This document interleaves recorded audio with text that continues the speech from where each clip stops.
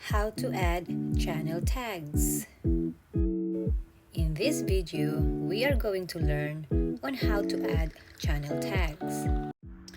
Hello everyone! Today's video we are going to learn on how to put tags on your channel.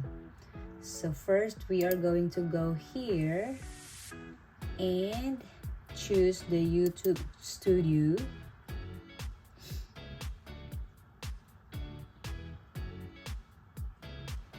Then next, go to the settings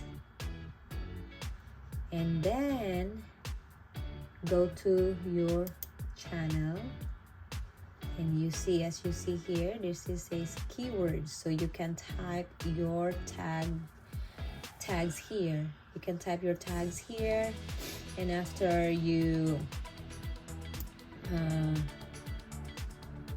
write your tags, just click the save, and there you go. Your channel is ready. That's all for now, guys. I hope you learned something about this video, and have a great day. Thank you for watching. If you haven't subscribed to my channel, please subscribe and hit the bell for more videos notification. Bye.